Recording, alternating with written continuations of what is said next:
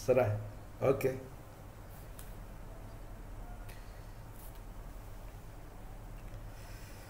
Baik. Assalamualaikum warahmatullahi wabarakatuh. Sebentar. Ya, ya. Assalamualaikum warahmatullahi wabarakatuh. Alhamdulillahirabbil alamin wa bihi nasta'inu ala umuri dunya waddin.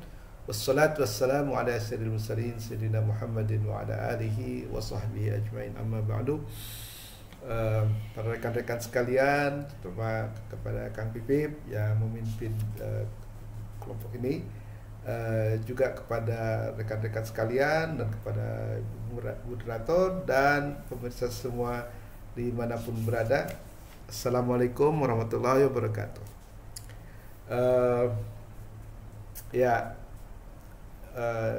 Ada beberapa poin yang ingin saya sampaikan dalam diskusi tentang menimbang tradisi rasionalisme Islam untuk peradaban Islam kontemporer.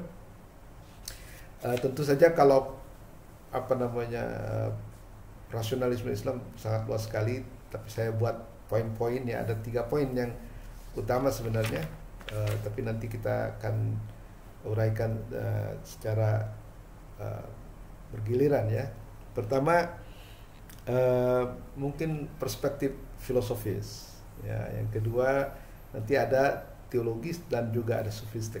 Jadi saya tidak ingin membatasi hanya pada Mu'tazilah aja seperti yang dikatakan oleh Kang Pipip ya. Jadi rasionalisme itu dalam Islam juga ada dalam filsafat, kemudian juga dalam teologi dan juga dalam tasawuf ya. Oke, jadi saya akan pertama dengan berbicara tentang akal dulu ya, karena rasio itu akal, artinya rasionalisme itu bersumber dari akal ya. Jadi apa itu akal dalam Islam? Secara filosofis, akal itu disebut sebagai substansi imaterial ya, al-jauhar al-mujarrad, substansi imaterial, yang bermakna bahwa sebenarnya akal itu makhluk spiritual, bukan fisik ya. Seperti malaikat ya, dia bisa hidup berfungsi dengan atau tanpa tubuh, itu pada dasarnya begitu. Sehingga kalau misalnya kita mati, akal sebagai jiwa manusia itu tidak mati. Karena apa? Karena dia memang berasal dari substansi imaterial ya. Ini yang harus dipahami ya, secara filosofis, bahwa akal itu adalah sesuatu yang spiritual sifatnya, yang imaterial, mujarrad. Jadi tolong dibedakan dengan otak. Ada masih orang mengatakan bahwa akal itu sama dengan otak, yang seakan-akan bahwa kalau otaknya mati ya juga mungkin ikut mati ya kan. Jadi mungkin otak diperlukan untuk sebagai alat bagi akal, tetapi sebenarnya akal itu adalah mujarrad ya, imaterial ya. Nah, kemudian akal ini di dalam filsafat juga adalah jiwa manusia ya. Jadi manusia itu mengandung jiwa tumbuhan, an-nafs an-nabatiyah, jiwa hewani, an-nafs al-hayawaniyah. Kemudian ada jiwa manusia disebut an-nafs an-nutqiyah.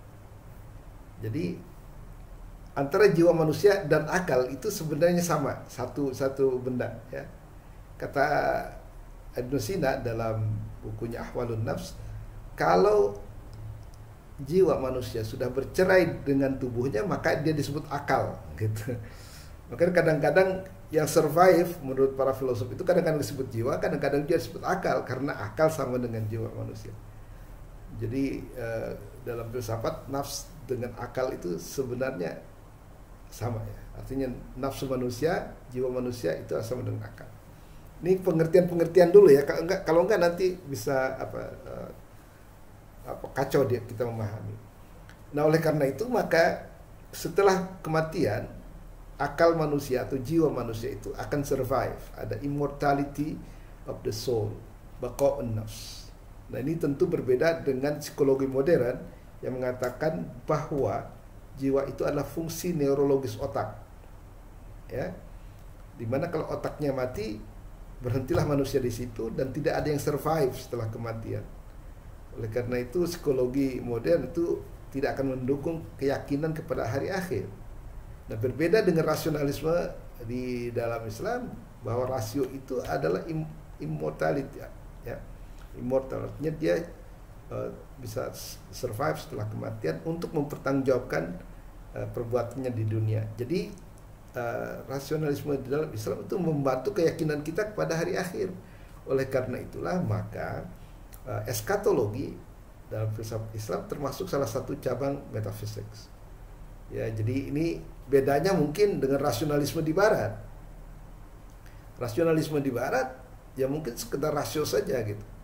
Tidak ada sumber ilahinya dari rasio itu.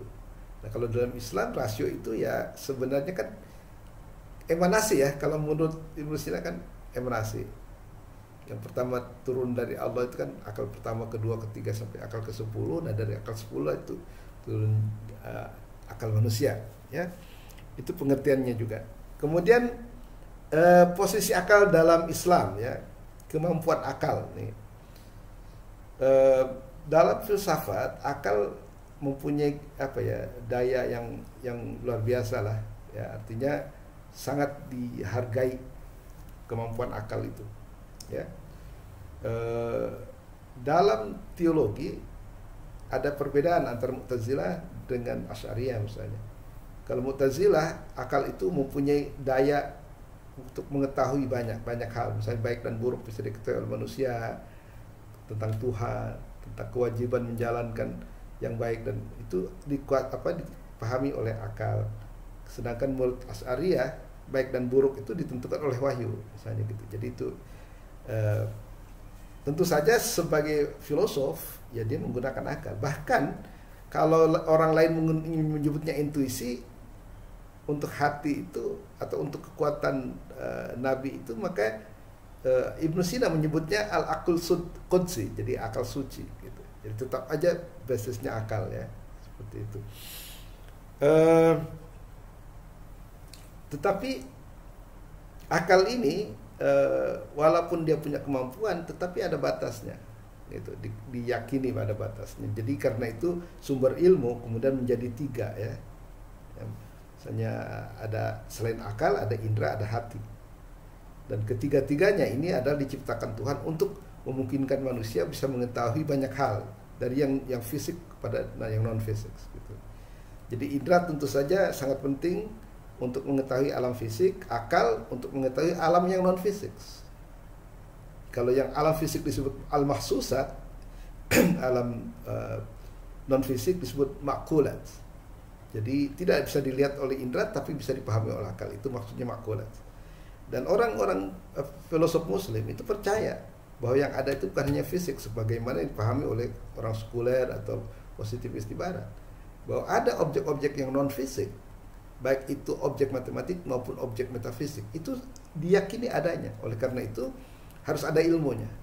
Nah, jadi makanya ada ilmu matematik, ada ilmu metafisik. Sama kedudukan ilmiahnya dengan ilmu-ilmu fisik. Di barat, kedudukan ilmu non fisik itu dianggap pseudo ilmiah atau bagaimana. Ya, ini perbedaannya, ya. Jadi walaupun di dalam Islam katakanlah ada rasionalisme, tapi rasionalisme yang masih bersandar kepada wahyu seperti sebagaimana Mu'tazilah, dan juga dipandang ada batasnya, ya. Jadi ada kekuatannya tapi ada batasnya. Biasanya digambarkan seperti ini, ya. Di ujung kemampuan indera muncullah akal, gitu. Jadi akal meneruskan pengamatan indera, tapi di ujung kemampuan akal itu ada hati, gitu. Ya, jadi ketiga-tiganya itu adalah stratanya, ya.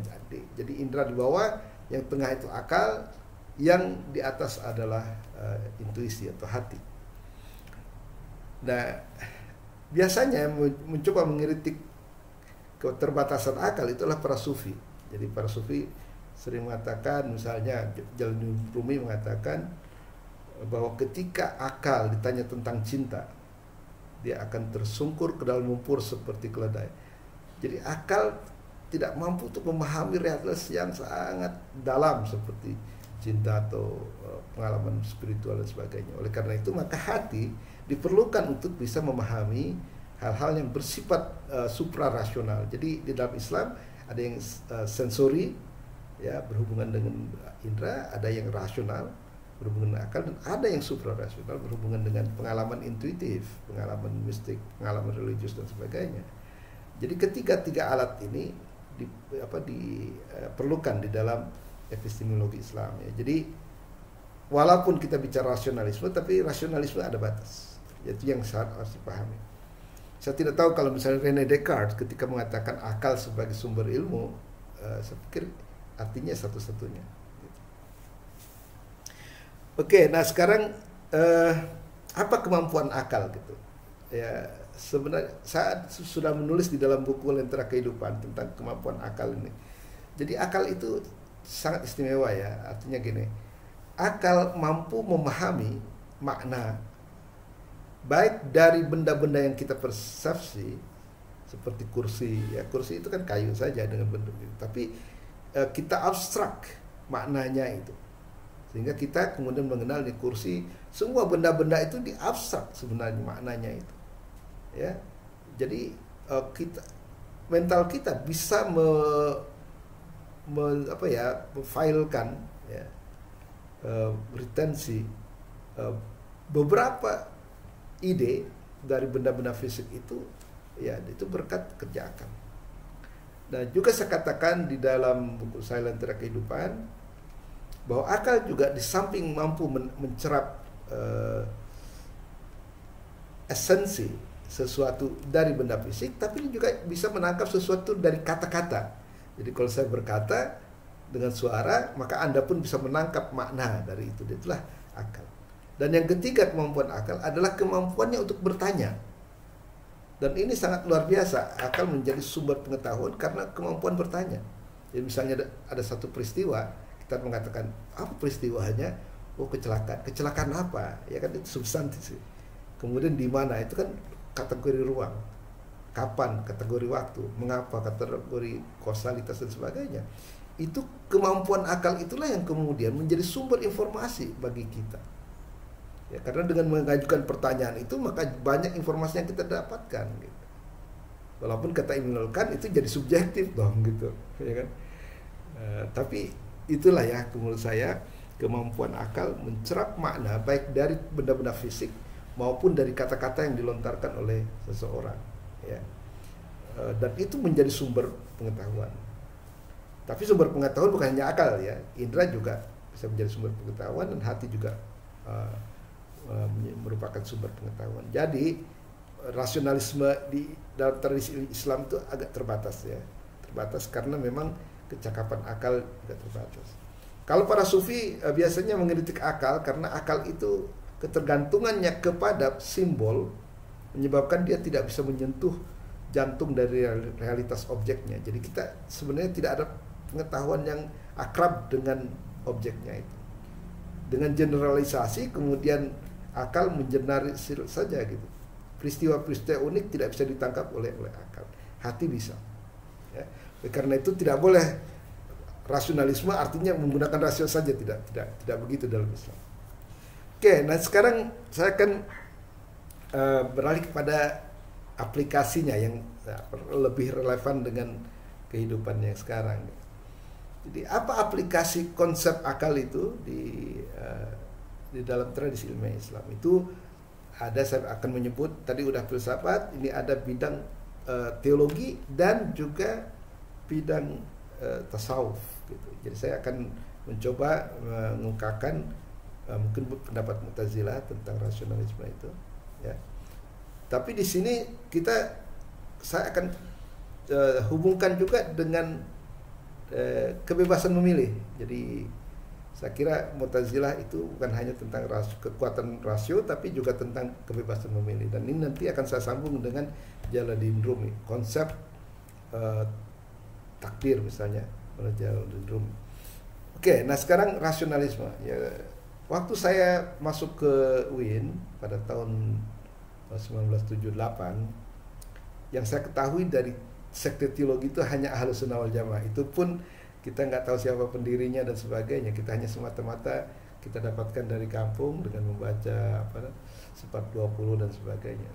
Nah, begitu sampai di IAIN, saya kemudian diperkenalkan oleh Pak Harun dengan berbagai macam sekte teologi, ada Syiah, ada Murji'ah, ada Khawarij dan sebagainya, Qadariyah, Jabariyah, Mu'tazilah, Asy'ariyah dan sebagainya.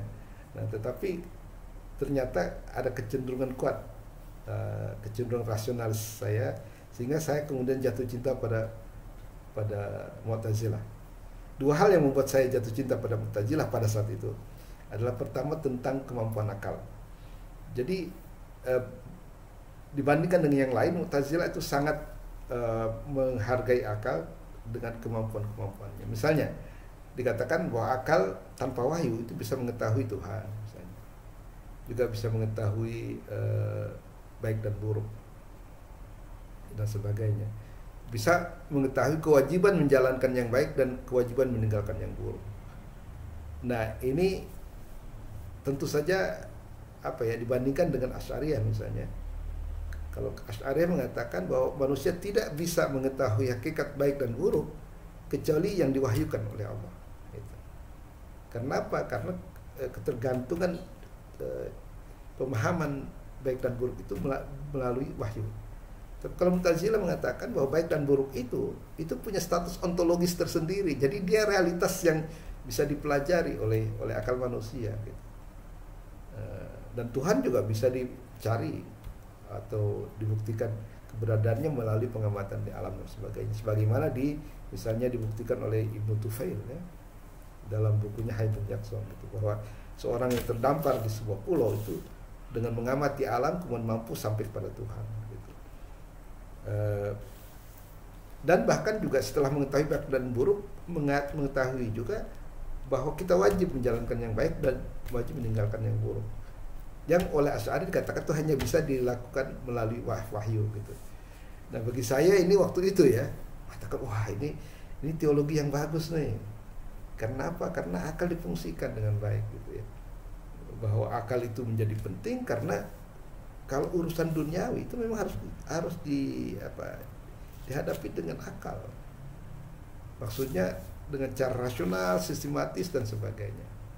Gak bisa persoalan-persoalan dunia kemudian dengan emosi ya kan, dengan perdukunan dan sebagainya, atau hanya semata-mata dengan doa dan sebagainya, tidak bisa. Jadi kalau menurut Hegel misalnya, rasionalitas itu sepadan dengan realitas. Jadi realitas itu bersifat rasional gitu. Jadi kalau kita mau deal dengan realitas dunia ya harus dengan rasio gitu kan. Seperti itu. Dan kemudian tentu saja para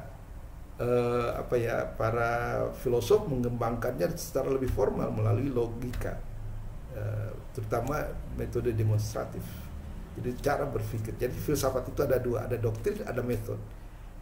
Nah, para filosof Muslim sangat menekankan metode sehingga mereka menulis tentang logika itu sampai berjilid-jilid ya. Nah, ini kita mungkin perlu lagi mempelajari lah cara berpikir logis, rasional, sistematis bagaimana. Nah, itu ada sumbernya di dalam karya-karya logika dari para filosof Muslim. Nah, daya tarik yang kedua dari Mu'tazilah waktu itu ya adalah pernyataan mereka bahwa manusia itulah yang menciptakan tindakannya. Memang daya-dayanya sih diciptakan oleh Tuhan ya, tetapi manusia diberikan wewenang untuk memilih, sehingga tindakan itulah tindakan dia. Artinya kalau kita bertindak ini, kita harus bertanggung jawab terhadap tindakannya. Dengan kata lain, manusia itu adalah makhluk yang bisa memilih. Dan disinilah kemudian muncul istilah man as a moral being. Ini kan kajian etika nih, ya. Karena bagi saya sebagai makhluk etik, sebagai makhluk moral, itu tidak mungkin kalau tidak ada asumsi bahwa manusia itu memiliki pilihan. Ya. Kalau semua tindakan kita dikendalikan oleh Tuhan, lalu kita berbuat salah, apa manusia bisa disalahkan? Padahal dia tidak bisa misalnya memilih. Jadi termasuk rasionalisme atau ajaran rasionalisme adalah bahwa kita manusia adalah makhluk satu-satunya makhluk yang diberi kebebasan manusia untuk memilih. Ya, Dan ketika memilih kita harus bertanggung jawab terhadap apa pilihan kita. Nah, kadang-kadang kalau kita misalnya berpikir macam Jabariyah gitu ya, semua tindakan ditentukan oleh Tuhan. Lalu kalau bersalah bagaimana? Apa itu tindakan Tuhan juga? Misalnya kalau kita maling, apakah itu tindakan Tuhan atau tindakan bebas manusia gitu? Kalau itu tindakan Tuhan, kayaknya nggak mungkin karena Tuhan melarang manusia maling gitu, ya kan? Ya disinilah apa ya, pikiran manusia, daya pikir manusia, akal manusia itu harus berfungsi. Jadi kalau menurut saya manusia itu memiliki kemampuan memilih, sehingga dengan itu dia disebut sebagai makhluk etis. Artinya makhluk etis atau makhluk moral adalah dia yang bisa dikatakan baik atau buruk sesuai dengan pilihannya. Dan sebagai konsekuensi dari daya pilih itu, maka dia harus bertanggung jawab terhadap apapun yang dilakukannya gitu. Kalau dia dengan sengaja memilih yang buruk, maka dia harus menanggung konsekuensinya. Di akhirat nanti istilahnya itu siksa. Kalau dia dengan sadar memilih perbuatan baik, maka dia akan menuai ya pahala. Jadi baik dan buruk itu adalah pilihan manusia. Nah seperti itu. Dan hal ini masih sangat relevan ya sampai sekarang juga saya kira begitu. Saya kasih contoh saja. Ketika saya sudah memutuskan untuk berhenti di Universitas Brunei Darussalam pada tahun 2017, lalu saya pikir saya harus berusaha nih, harus bagaimana caranya untuk kemudian ya bisa mendapatkan finance lah. Oleh karena itu saya kemudian memilih untuk menulis buku, yaitu menulis buku Mengarungi Lautan Ilmu gitu. Saya tidak diwajibkan, artinya teman-teman saya nggak menulis juga, tapi saya kan sadar bahwa saya itu adalah makhluk memilih, makhluk yang bisa memilih. Maka saya pilih untuk menulis, ya kan? Tapi harus tanggung jawab. Maka saya kemudian mengorbankan waktu-waktu saya untuk bisa menyelesaikannya dalam waktu 1 tahun. Hasilnya ya sekarang alhamdulillah kita bisa merasakan dan mendapatkan keuntungan misalnya dari situ. Jadi sangat penting sekali. Nanti saya akan kaitkan ini dengan tafsir dinamis takdir mengenai rezeki. Tapi nanti ya. Oke, jadi kebebasan memilih itu menurut saya sangat penting sekali kita sadari, walaupun tentunya kita juga tahu bahwa manusia ada keterbatasan, ya kan? Jadi kebebasan memilih itu tidak bersifat mutlak, ya, dan tidak semua tindakan itu bersifat moral, artinya morally charged, tidak semua. Jadi hanya tindakan yang ada dalam kontrol kita dengan sengaja kita lakukan, itulah yang disebut tindakan moral, yang berakibat pada pahala atau siksa. Tapi kalau tindakan yang lain, misalnya tindakan yang di luar kesadaran kita, ya kan, misalnya ada orang yang latah gitu, kita colek dari belakang, dia mukul orang gitu, itu nggak bisa dikatakan jahat ya, karena dia tindakannya di luar kontrol.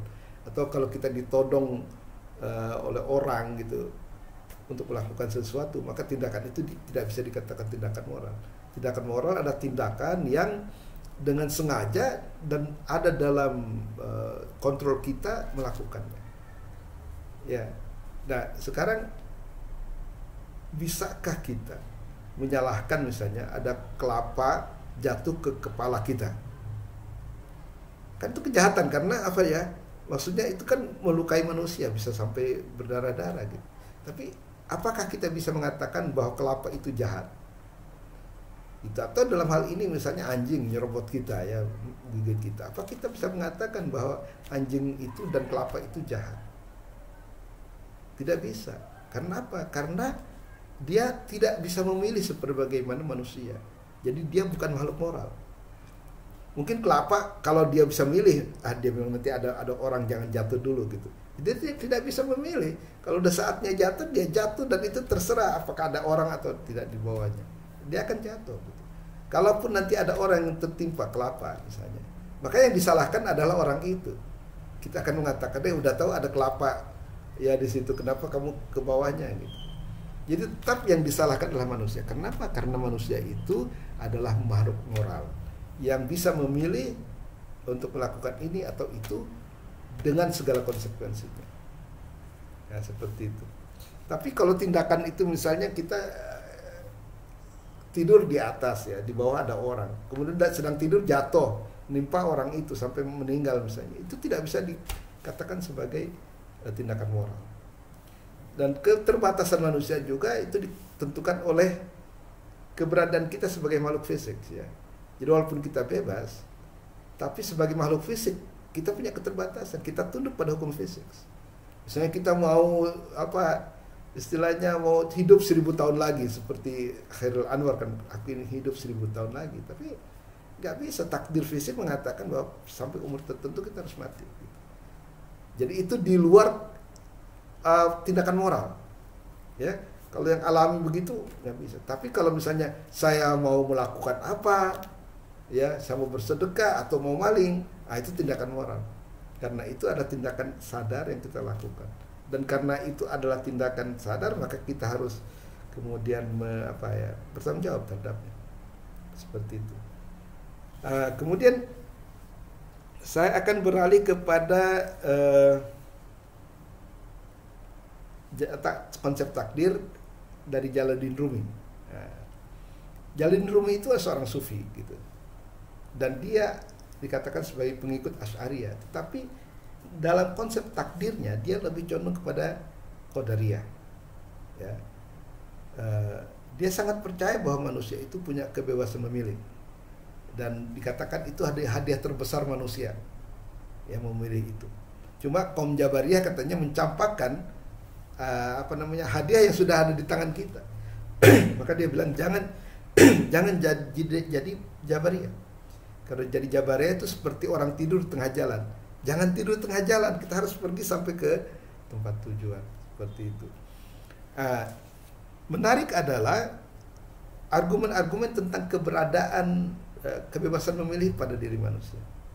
Ya, misalnya pertama dia mengatakan, kalau semua tindakan manusia itu sudah ditentukan dari A sampai Z oleh Tuhan, kenapa kita marah kalau ada misalnya orang melukai kita, ada mencuri barang-barang kita, kenapa kita marah? Kan kalau semua dilakukan oleh Tuhan, tentunya kita harus pasrah aja, biarin aja. Tapi nyatanya marah.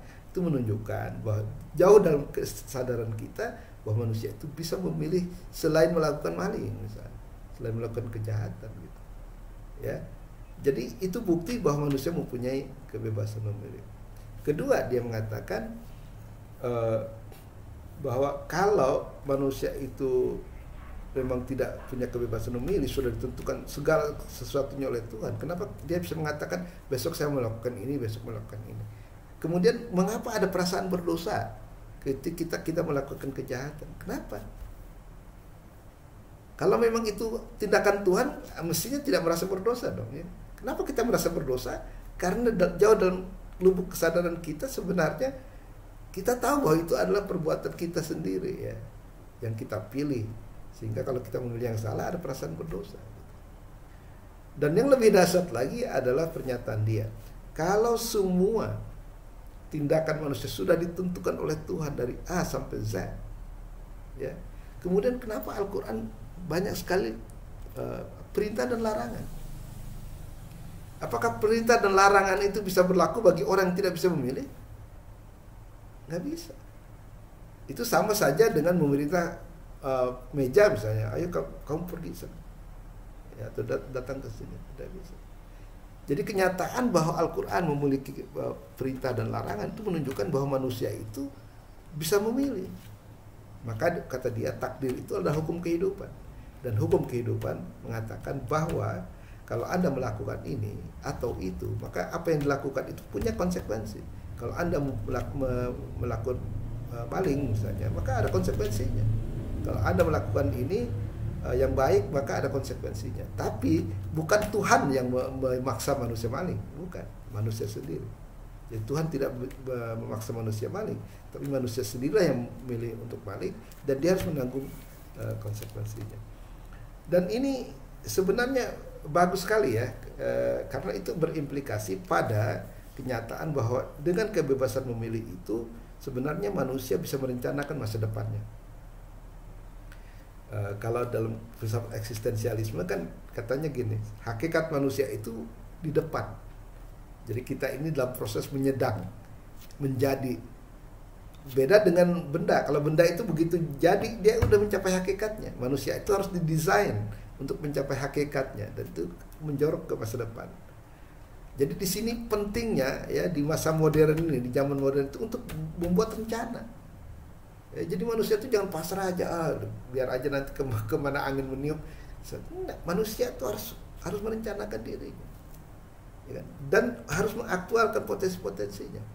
Dengan kebebasan memilih inilah maka manusia dimungkinkan untuk mencapai tingkat ahsanut taqwim. Laqad khalaqnal insana fi ahsani taqwim. Jadi kalau kebebasan memilih itu justru untuk memungkinkan manusia mengaktualkan potensinya. Kalau nggak ada kebebasan memilih, potensi tetap potensi saja. Tapi dengan kebebasan memilih, maka manusia bisa mencapai tingkat derajat yang tinggi, ahsanut taqwim. Seperti dalam Mi'raj, Nabi Muhammad menunjukkan bahwa manusia bisa lebih tinggi daripada malaikat Jibril. Tapi dengan kebebasan yang sama, manusia bisa jatuh ke tempat yang paling rendah, asfala safilin. Kenapa? Karena kalau manusia memilih yang buruk, maka dia akan turun derajatnya. Katakanlah kita melakukan sesuatu sama dengan hewan. Dan kalau kita melakukan sesuatu dengan hewan, sementara kita punya akal, maka derajat kita lebih rendah daripada hewan. Ya, seperti itu. Jadi kebebasan ini sangat positif sekali untuk bisa mengaktualkan potensi-potensi yang Allah berikan. Potensi manusia itu ada potensi fisik, ya seperti olahraga, Michael Jordan ya kan sadar bahwa dia bisa gerak dan dia memanfaatkan geraknya dengan main basket misalnya. Kemudian potensi mental, ya J.K. Rowling misalnya, jadi menyadari bahwa dia punya imajinasi dan dia menulis Harry Potter dan dia menjadi orang gitu.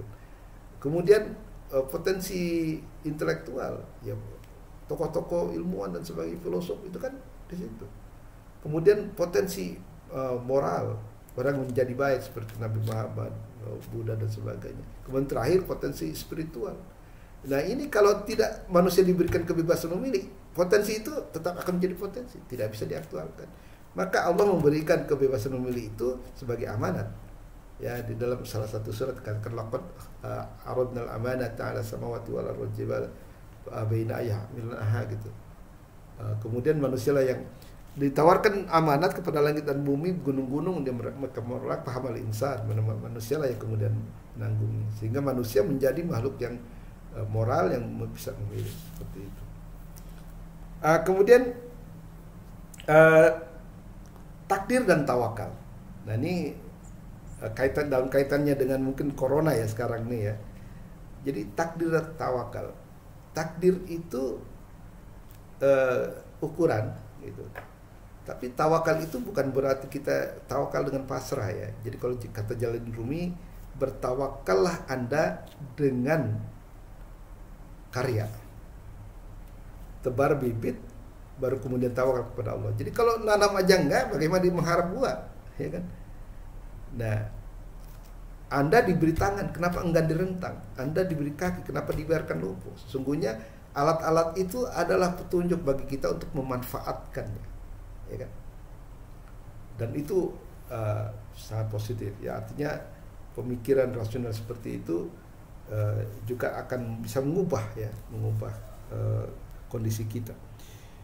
Nah, yang terakhir saya akan berikan adalah tafsir dinamis terhadap takdir. Dan ini masih ada kaitannya dengan potensi tadi ya.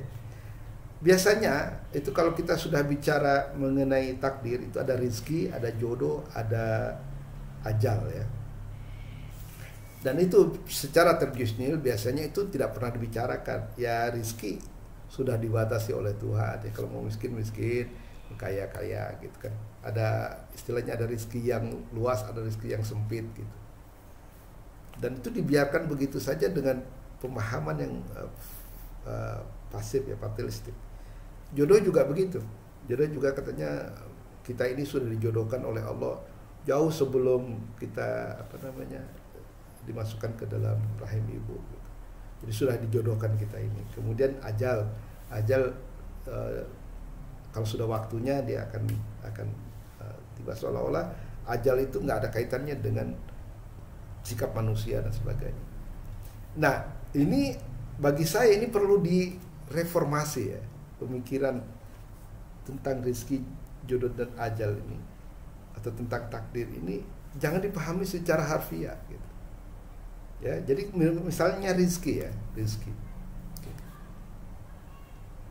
rezeki itu tidak bisa kita raih kecuali melalui jendela-jendela, ada pintu-pintu rezeki, ya kan, abwaab rizq gitu. Dan abwaab rizq itu adalah berupa potensi gitu. Jadi saya kan tadi bilang ada potensi fisik, ya kan. Kalau kita mau memanfaatkan, mengaktualkan potensi fisik itu, kita bisa jadi macam-macam gitu. Kita bisa jadi pembasket ya, kita juga bisa menjadi penulis novel dan sebagainya gitu. Jadi potensi itulah yang kemudian menjadi pintu-pintu rezeki ya. Kalau kita mengetahui potensi-potensi itu dan mengaktualkannya, insya Allah kita tidak akan susah ya, tidak bisa hiduplah dengan apa yang kita aktualkan.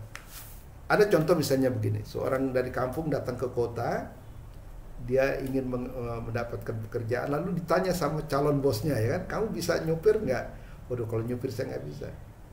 Ya, bisa jahit nggak? Jahit juga nggak bisa. Bisa masak nggak? Masak nggak bisa. Ya kan?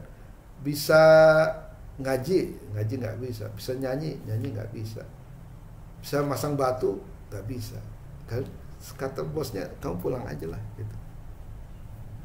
Ya, jadi bagaimana ada rezeki kalau pintu-pintu rezeki itu tidak dikembangkan. Sementara kita tahu bahwa mungkin ada seorang yang bisa masak, ya kan, yang bisa nyetir, yang bisa ngejahit dalam satu pribadi.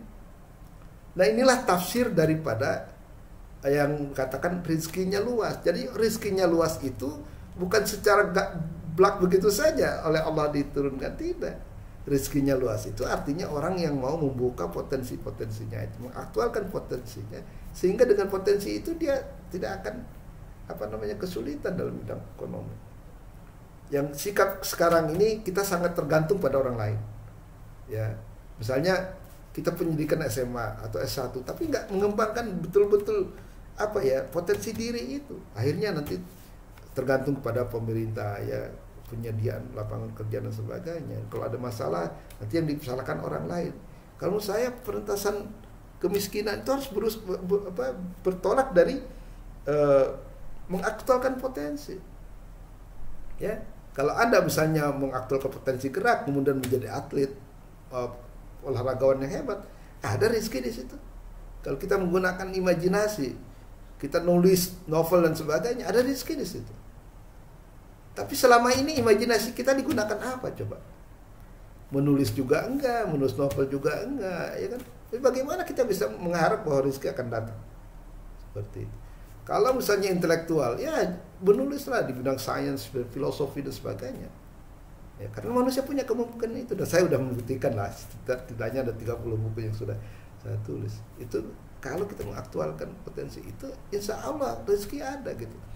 Jadi ini kita nggak mengaktualkan potensinya, tapi kita kemudian menggantungkan pada orang lain. Ketika orang lain tidak bisa memberikannya dengan dermawan, kemudian kita mengeluh, ya kan? Jadi ini sangat relevan sekali dengan kondisi yang sekarang ini. Demikian juga jodoh ya. Kalau menurut saya jodoh itu gimana ya? Ya harus memilih lah. Manusia itu harus bisa memilih calonnya itu. Ya, kalau misalnya jodoh udah ditentukan seperti itu, jadi kemudian mengapa gitu ada orang yang berjodoh seminggu cerai? Padahal dipersiapkan 50 tahun sebelum kita masuk ke dalam rahim ibu, tapi begitu kawin hanya satu minggu sudah cerai. Apa itu yang dimaksud dengan takdir jodoh itu? Ya kan? Atau misalnya dia itu hidup 50 tahun gitu berumah tangga, tapi tidak pernah istilahnya bahagia gitu. Nah, apakah kemudian itu Tuhan memilihkan jodoh untuk tidak bahagia? Jadi jodoh pun sebenarnya kitalah yang memilih. Maka para filosof misalnya itu memberikan kriteria nih kalau memilih jodoh ini kriterianya. Nabi juga menasihatkan gini-gini, ya kan? Sehingga sebenarnya jodoh itu pun juga ada peran dari manusia. Ya. Yang terakhir ajal nih. Terakhir ajal. Mudah-mudahan masih ada waktu sedikit ya. Ajal itu kan katanya sudah ditentukan tempatnya di mana, waktunya kapan dan sebagainya. Jadi itu seolah-olah regardless of human action gitu. Jadi pokoknya kematian itu ya apa kita lagi sehat atau enggak, itu pasti akan mati kalau waktunya. Ya menurut saya tidak begitu juga sih gitu. Jadi kematian itu kan ada sebabnya gitu. Dan sebabnya itu bisa disumbang oleh manusia. Misalnya kita sudah tahu penyakit ini, tapi nggak ada pantang makan. Nah sementara jantung memerlukan misalnya makanan sehat dan sebagainya. Jantung ada mekanismenya. Kalau mekanismenya terganggu, dia kena serangan jantung, mati dia. Dan itu ada sumbangan dari manusia gitu. Oleh sebab itu maka gaya hidup manusia, gaya makan manusia itu juga bisa membuat manusia sehat gitu. Dan kalau keadaan sehat, ya kematian itu nggak bisa tanpa sebab gitu. Jadi maksud saya gini, manusia itu punya peran gitu. Ya kalau misalnya gini, kalau kita memilih bunuh diri, mati kita. Ya, walaupun ada yang tidak jadi mati gitu. Tapi maksudnya kalau syarat-syarat kematian dipenuhi dengan bunuh diri, maka kita bisa mati dengan pilihan kita. Jadi jangan sampai dikatakan bahwa manusia itu sudah ditakdirkan matinya bunuh diri dan tidak bisa milih yang lain. Tidak, bunuh diri itu manusia milih gitu. Ya, oleh karena itu maka dicap buruk ya, karena dia memilih perbuatan yang terlarang oleh Allah gitu. Nah kalau misalnya konsep yang lama itu mati itu pokoknya mati caranya, waktunya dan sebagainya sudah ditentukan sedemikian rupa, maka kita manusia tidak bisa memilih. Ya itu menurut saya kurang benar ya. Oleh karena itu saya masih tetap memberikan peran kepada manusia, cara hidup sehat, ya, istirahat yang cukup, ya, olahraga dan sebagainya, itu akan berkontribusi kepada kesehatan kita. Ya, jadi jangan abaikan itu, ya kan? Mentang-mentang ajal dari Tuhan lah, udah di corona juga nggak perlu dulu lah, nggak usah ada gitu protokol dan sebagainya. Tidak begitu. Yang orang rasional itu tetap saja harus menjaga sebaik mungkin, mengikuti protokoler, supaya apa? Kita berusaha kan semaksimal mungkin. Kalau sudah berusaha semaksimal mungkin, baru tawakal.